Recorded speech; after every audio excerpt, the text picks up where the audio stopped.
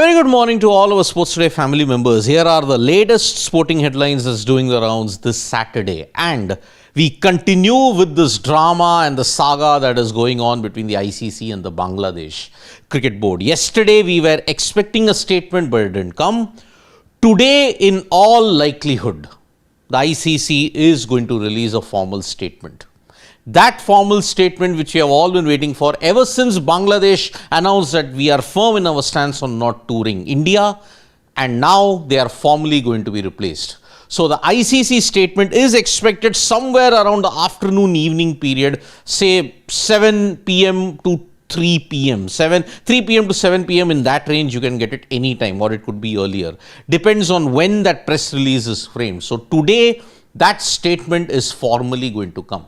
Now, what is that statement going to include? Well, we can tell you with all certainty that Scotland will formally replace Bangladesh, because they have to give the formal announcement now. Yes, Scotland may have been given instructions to train and ensure that you're ready to come for the T20 World Cup. So, even now, when you look at it, today is the 24th, it's the 23rd. When you look at this particular period in time, it's just 2 weeks. So that is why now you have to ensure that you give them adequate time. So yes, today the press release will come on the ICC statement and Scotland will be formally replacing Bangladesh. Now, after the end of this second T20I, in which India absolutely dominated New Zealand, India will travel to Guwahati today for the third T20I. Now remember, after this there will be a 2-day gaps for the remainder of the two T20Is. On the 4th T20I will be in Vizag, the 5th T20I will be in Thiruvananthapuram. So Guwahati will be hosting that third T20I and India will have no press conference, no training today. Arrival, when you look at it, for Vizag on 27th and Thiruvananthapuram on the 30th, there will be a practice session and there will be a press conference. Now, as far as the world of franchisee cricket is concerned, we know in the BBL, it is the clash of the two most successful teams in Perth Scorchers and Sydney Sixers. But in the SA20, Sunrisers Eastern Cape have absolutely crushed the Pal Royals, and that is why now Sunrisers Eastern Cape versus the Pretoria Capitals is going to take place in the SA20 final. So that's why can Sunrisers Eastern Cape, the most successful team in the SA20, continue to achieve all the things? That is one thing we'll have to look at this point. But it is not just India versus New Zealand in the senior team.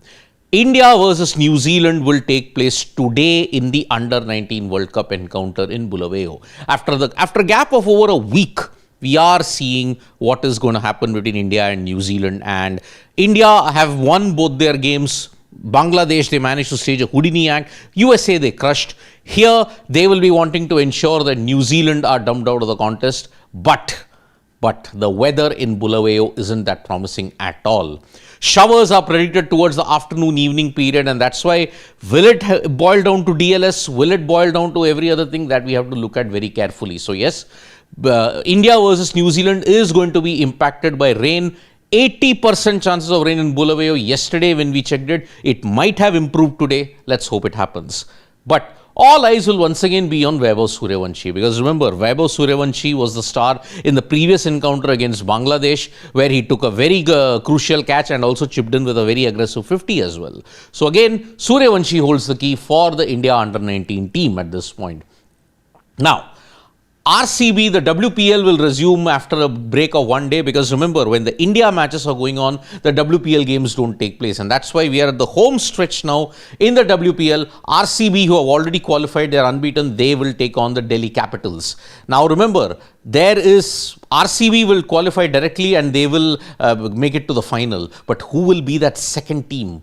All 4 teams are still in the fray, and whoever of the top 2 we make it, the number 2 and number 3 will play the eliminator to face RCB in the final. So that is the way it's going to happen at this point in time. But we shift our attention to other sports, and in the Tata Steel chess tournament, Gukesh, you have to really feel for him. I mean, an epic blunder against Nadirbek Abdusattarov, and you could see he immediately resigned. He was inconsolable. I mean, what does the world champion need to do? He had bounced back with a win, but then he's now slipped back, and that is why it was really heartbreaking to see. Such kind of blunders can happen. Remember, it happened with Ding in 2024. it might happen to Gukesh again in 2026. So that's why, again in Tata Steel, he's gotten the absolute heartbreak that is there. Now, in the Women's Hockey World Cup qualifiers, remember, India haven't qualified directly for the Hockey World Cup, and that is why they will be playing the Hockey World Cup qualifiers that will start. So, India are in Pool B. And that is why you have to understand that, yes, this is a crucial moment for the India women's hockey team because they didn't qualify for the Paris Olympics. Now they have to do it and ensure that they go through to the World Cup. This is a vital, vital moment for the India women's team at this point in time. Thank you so much, folks, for joining us for this video. Subscribe to Sports Today for all the latest news and analysis.